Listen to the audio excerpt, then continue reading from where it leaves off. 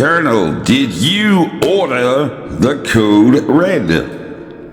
Is a memorable line from one popular movie and a turning point or climax scene in that blockbuster movie for many fans. Yet according to a recent research survey conducted by the Pew Research Center, 5 years after the pandemic began, Americans largely see COVID-19 through the rearview mirror in the past. And overall, they don't feel the virus is nearly as much of a danger as they did in 2020, with experience to inform. However, still deep political divides persist about this disease.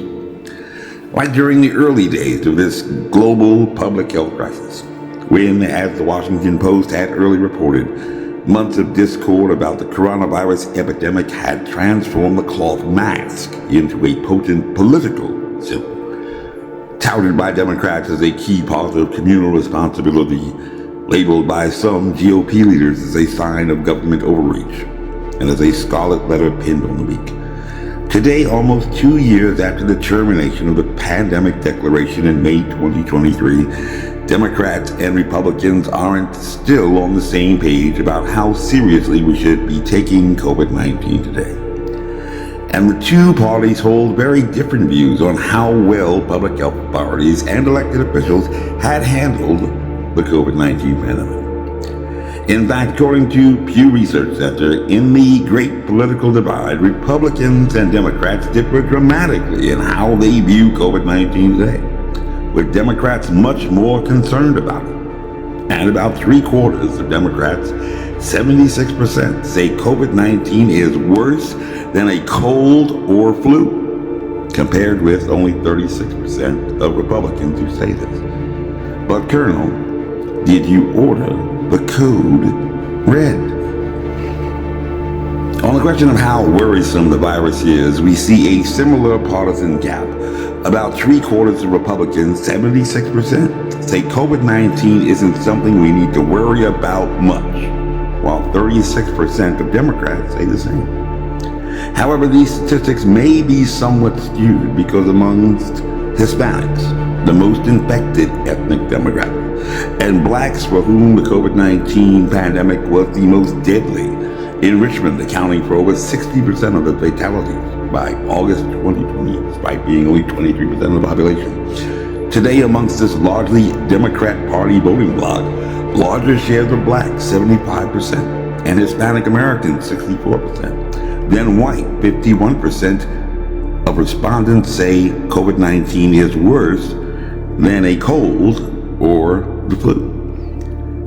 And this gap is driven by the much smaller shares of white Republicans who hold this view, about 33%. Accordingly, when we look just among Democrats, the racial and ethnic divide nearly vanishes. 80% of black Democrats, 77% of Hispanic Democrats, and 77% of white Democrats say COVID-19 is worse than a cold or flu. But Colonel, did you order the code red? By May 2020, the official public health guidance from the CDC had stated the virus is thought to spread, mainly from person to person, between people who are in close contact with one another within about 6 feet, through respiratory droplets produced when an infected person coughs, sneezes, or talks. Thought that these droplets can land in the mouths or noses of people who are thereby or possibly be inhaled into the lungs. And thought that COVID-19 may be spread by people who are not showing symptoms. Clearly, they thought that these infections simply radiated, or perhaps were spread by miasmas. But clearly, for those who continue to feel a threat from the novel virus, these thoughts continue to linger and inform their thoughts and reactions about the government response. Colonel, did you order the code red? Santiago had no code in the movie. And according to Lieutenant Kendrick, God was watching. As Pew Research Center notes, during the pandemic, authorities introduced various restrictions to slow the virus spread. And for many Americans, these policies upended travel plans, schools, work, and other aspects of life. However, thinking back, informed by their experience, 38% feel there should have been fewer restrictions on public activity in the area, compared with just 18% who say there should have been more restrictions. However, the largest share, 44%, say the restrictions were just about right. Almost, but not quite half of Americans say overall, we did the right thing. But Colonel, did you order the code red? Again, based upon partisan preferences and leanings, not science. The view that there should have been fewer restrictions is much more pronounced among Republicans, 62%, than Democrats, 15%. More than half of Democrats, 59%, feel the restrictions were about right, compared with 29% of Republicans who feel this way. But Colonel, did you order the code red? From an early point in the global public health crisis, it was known that the elderly were the most vulnerable population, and this demographic the most vaccinated, by the way. By June 2023, had represented 75.6% of the American fatalities.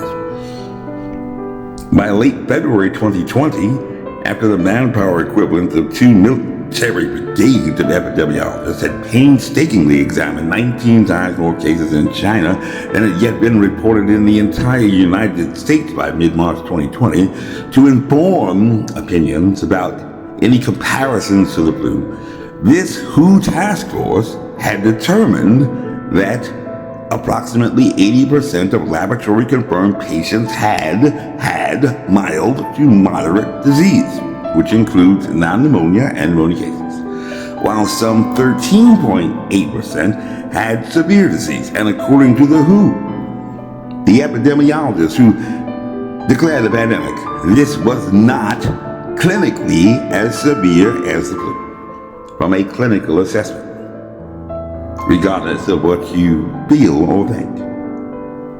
Similarly, in infectiousness, they had determined that the secondary attack rate, or your chances of catching COVID-19, were less than 5%. But your chances of getting into Harvard, should you find yourself qualified enough to apply. While in flu, you will find infections between 20 to 40% throughout the entire population. Again, based upon the science, not as bad as the flu, regardless of what you feel. The picture, however, was very different for the elderly, as most should have been aware or should be aware by now. And in China, according to the WHO, individuals at highest risk for severe disease and death included people aged over 60 years and those with underlying conditions such as hypertension, diabetes, cardiovascular disease, chronic respiratory disease, and cancer.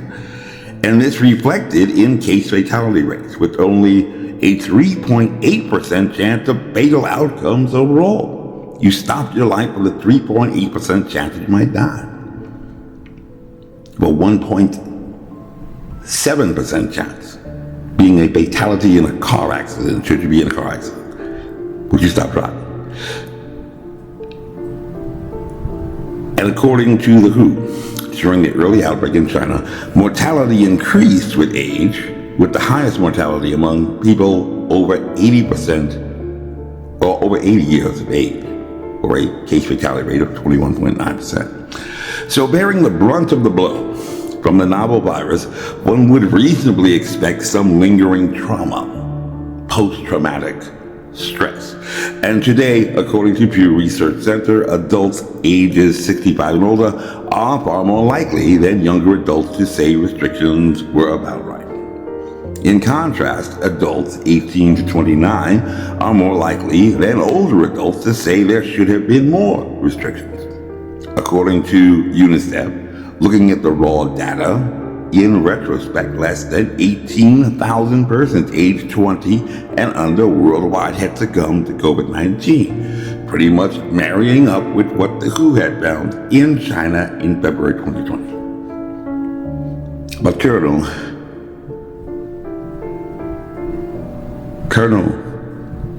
WHO ordered the code red. Summing up what Americans had learned under the evolutionary pressure of a deadly pandemic, contributing to what became the deadliest years in American history, Pew Research Center reports today about 74%, say it is extremely or very important for people with cold-like symptoms to avoid contact with vulnerable people such as older people and pregnant women. And of the 5 actions asked about, this is the one that respondents deem most important. But just 6% say this is not too or not at all important. Americans, on a per capita basis, had led the entire world in fatalities. Over 75% the elderly, a population known to be the most vulnerable from the start. And yet still 6% believe that social distancing was not important. Would it change your mind, however, if you knew that after the WHO had examined the outbreak in China, they had stated in guidance to other countries there are guidelines for elderly specifically targeting prevention in individuals and introduction of COVID-19 to nursing homes, which clearly were not implemented. Guidance available over a year before the rapid development of countermeasures approved by the FDA for private label marketing, pioneering usages of adenovirus and mRNA. Russia development. In pandemics that normally last between 18 and 24 months, according to former acting CIA Director Mike Morrell. Colonel, did you order the code red? As Pew Research Center reports, the biggest partisan gaps emerge around mask wearing and testing. 6 in 10 Democrats say it's extremely or very important to wear a mask in crowded settings when people have cold-like symptoms, compared with 26% of Republicans who say that. A similar share of Republicans, 25%, say it's extremely or very important to take a COVID-19 test versus 57% of Democrats. But were they following the science or following their party line in a pandemic? According to the Democrat Party platform, when we do not have competent, experienced, compassionate leaders in government, the American people suffer. And this, they say, is the case with the novel coronavirus. And at least according to the WHO, after examining the outbreak in China, and who had been praised for reopening their economy and schools after just a month of lockdowns, limited only to the Hubei province. A whole month before, Americans decided to disrupt their lives for 2 years, based upon what these epidemiologists had observed, boots on the ground, with eyes on the objective. Their conclusion was it is not clear whether this even correlates with the presence of an infectious virus, regardless of what you thought or felt.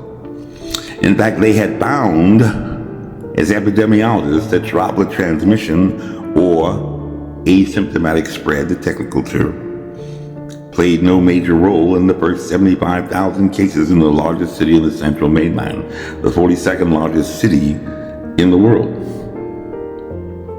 They had also found that infections tended to be amongst farmers, the political opposition in the Detroit of China. And if droplets were not contributing to the spread, why would you wear a mask? Why would you take a test? Why would you engage in social distance as a scientist following the science? Colonel, did you order the code red? If you take the time just to read the Federal Register, public law preempting the Defense Secretary and the Homeland Security Secretary on February 4th, 2020, not long after the Public Health Emergency Declaration by the WHO, PHEIC, Public Health Emergency of International Concern. The Health and Human Services Secretary had determined, pursuant to his authority under Section 564 of the FD&C Act, Food, Drug, and Cosmetics Act, that there is a public health emergency that has a significant potential to affect national security, generally defined as military forces and foreign affairs, or the health and security of United States citizens living abroad, not within the domestic borders of the United States, and that involves a novel new coronavirus, first detected in Wuhan City, Hubei Province, China, in 2019. The virus is now named SARS-CoV-2, which causes the illness COVID-19. On March 27, 2020, the HHS Secretary had issued an emergency use authorization based upon his prior determination on February 4, 2020. However, an EUA may find issue only where there exists a determination by the Secretary of Homeland Security or DOD or HHS that there is a domestic emergency or a significant potential for a domestic emergency involving a heightened risk of attack with a chemical, biological, radiological, or nuclear CBRN agent or agents, and was published in 85 FedReg 63 182501 April 1st, 2020. You did know that, right? Colonel, did you order the code red? Further, according to Elizabeth W. Wells and Michael T. Parker, 2023, the U.S. Centers for Disease Control and Prevention, CDC, as a part of the Federal Select Agent Program and under the purview of 42 CFR Section 73.3, has the ability to regulate chimeric viruses that contain portions of pathogens that are a part of the Select Agents and Toxins list. In addition, the CDC is responsible for excluding pathogens from regulation, including chimeric viruses that are sufficiently attenuated. And in late 2021, the CDC proposed a regulatory first, the addition of a chimeric virus to the Select Agents and Toxins list, specifically SARS-CoV and SARS-CoV-2, published as law in 42 CFR 73 et Sec, November 17, 2021. Effectively, this measure addressing federal crimes of terrorism, see 18 U.S.C. Section 2332B, only adds these biological agents to the prohibited agents and toxins list, the dirty book list, for purposes of prosecuting persons for stockpiling and or transporting by persons indicted, convicted, or fugitives of violations of crimes punishable up to 1 year or more. The working definition of the term chimera, if you are not familiar, is a new hybrid organism created by joining nucleic acid fragments from two or more different microorganisms. In each of at least two of the fragments contain essential genes necessary for replication. And for these types of microorganisms, the term chimera, you've heard chimeric virus, will be used in the true name in the place of the vector. Hence, by November 2021, even the CDC had recognized that the CBRN agent or agents responsible for the COVID-19 pandemic had been designated as a chimeric virus, which could only find origin in a laboratory. Pulling this together or compiling this knowledge, we would recognize that over 75% of the American fatalities for whom the WHO had published in February 2020 there were guidelines to protect had succumbed not to a highly contagious disease, but to exposure to a CBRN agent or agents in an attack. An attack by whom remains unknown, especially if the majority were not even aware this was not an infectious virus, much less highly contagious, according to the WHO in February 2020, and a chimeric virus that could only come from someone's lab, but whose remains unknown. And according to a recent survey conducted by the Pew Research Center, the largest share, 44% of Americans, say the restrictions were just about right. Almost, but not quite half of Americans say, overall, we did the right thing. And you look like an intelligent person.